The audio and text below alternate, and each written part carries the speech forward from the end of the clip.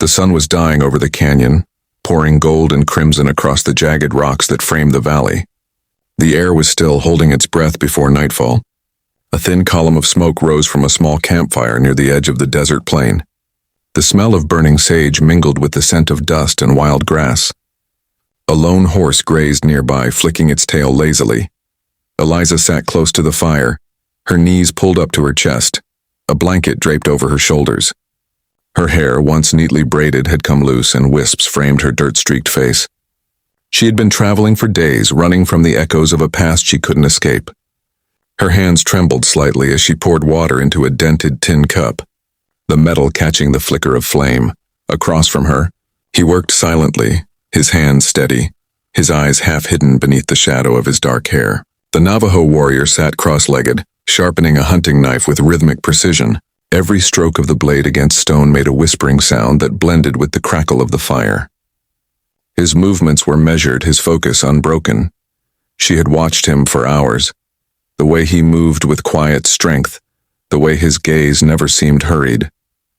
There was something in his presence that both comforted and unsettled her. "You're not used to this kind of silence, are you?" he said finally, without looking up. His voice was low and even, carrying easily in the still air. Eliza hesitated before answering. "Not really," she said softly. "Back east there's always noise. Wagons, people shouting, church bells, something." He nodded slowly, testing the edge of his blade with his thumb. "The desert teaches you to listen. When it's quiet, that's when you hear what matters." She looked at him, the firelight reflecting in her blue eyes. "And what do you hear?" He lifted his gaze, and for the first time that evening their eyes met fully. "The truth," he said simply. "About people. About yourself." Eliza's throat tightened. "I'm not sure I want to hear mine." A faint smirk tugged at the corner of his mouth. Not cruel, but knowing. "Then you're already halfway there. The ones who fear it most are usually closest to finding it." The wind picked up, tossing sand into the fire and making it hiss. Eliza shivered and pulled the blanket tighter. "How long have you lived out here?" she asked, her voice softer now, as if afraid to disturb the night. He placed the knife down beside him and glanced toward the horizon. "All my life. My father before me, and his before him. The desert doesn't let go easy." There was pride in his tone, but also a weight, the kind of heaviness that comes from carrying a lineage too old to forget. "I can't imagine living out here alone," she murmured. "You get used to it," he said. "It's not loneliness if you belong to the land." She frowned slightly. "And you think I don't?" He studied her face and the faint smudge of dirt on her cheek, the tear in her sleeve, the defiance in her eyes that refused to dim even after days of exhaustion. "Not yet," he said finally. "But you could." Eliza laughed softly, the sound half broken. "I don't think the land would want me." He tilted his head, eyes narrowing just a bit. "You'd be surprised what this land takes in." The fire crackled again, spitting tiny sparks into the dark. The sky above them deepened into shades of violet and blue. Stars began to appear, scattered like diamonds across an endless canvas. The warrior stood and walked to his horse, checking the reins and the saddle. His movements were slow, deliberate, as though time obeyed him rather than the other way around. Eliza watched him, her heartbeat unsteady. There was something about him that unsettled her in ways she couldn't name. It wasn't just the way he looked, though he was striking, his features carved by wind and sun, his shoulders strong beneath the deerskin shirt. It was something else, the way he seemed to see straight through her, past the words she said into the things she tried to hide. She spoke before she could stop herself. "Why did you help me?" He turned, his silhouette framed by the firelight. "You needed help." "That's not what I mean," she said, standing now, the blanket slipping from her shoulders. "You didn't even know me. You could have left me there." He stepped closer, his boots making no sound on the sand. "Maybe I didn't need to know you." "That doesn't make sense," he smiled faintly. "It doesn't have to." She felt her pulse quicken. The space between them was closing inch by inch. "You're not afraid of much, are you?" she asked.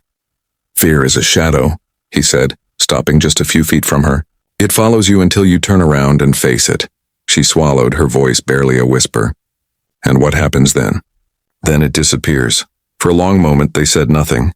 The fire crackled, the night hummed, and somewhere in the distance a coyote howled. Eliza's breath came unevenly. His eyes caught the light, reflecting something fierce. Not danger, but a depth she couldn't understand. He looked down at her, his expression unreadable. "You've run a long way from something," he said quietly. "But the desert doesn't let people hide. It burns away everything that's not real." She dropped her gaze. "I didn't come here to be found. I just wanted to start over." He reached out slowly, his hand brushing a strand of hair from her face. The touch was gentle, careful, but it sent a shiver through her all the same. "Starting over isn't the same as running," he said. "One builds, the other buries." She met his gaze again. "And you? Which are you doing?" He held her eyes for a long beat.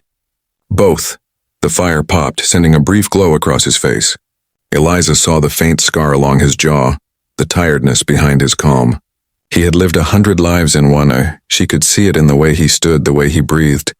"Who were you before this?" she asked. "A son," he said softly. "A brother. A fighter. Too many things. And now I'm a man with debts to the wind."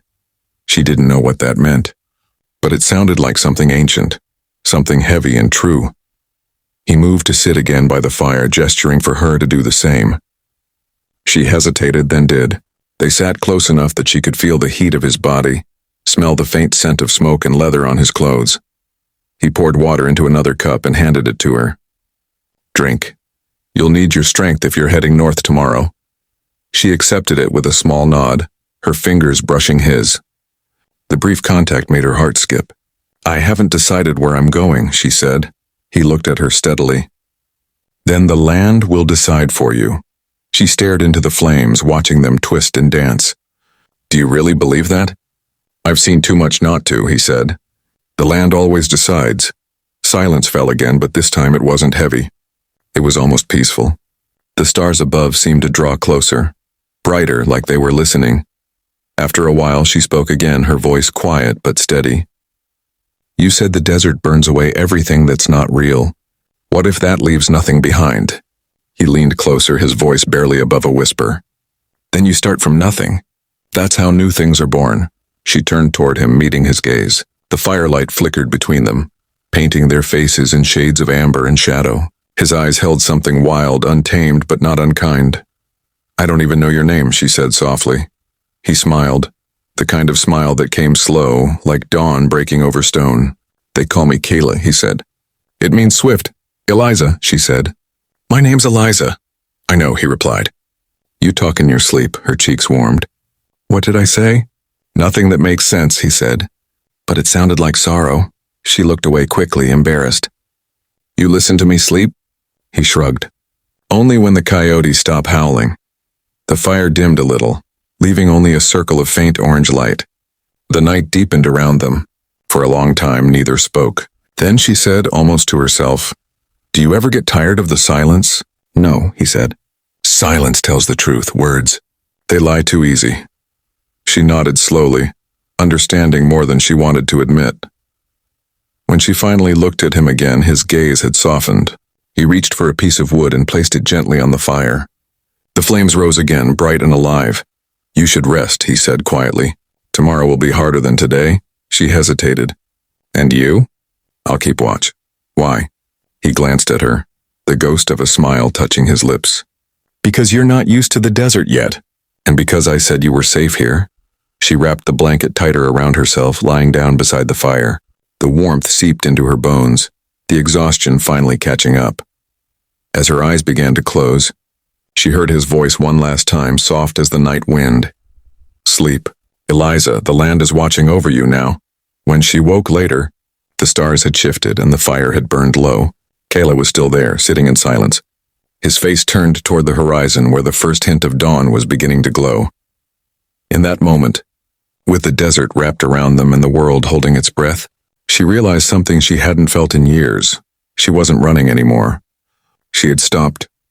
And somehow, without words or promises, she knew he was the reason why.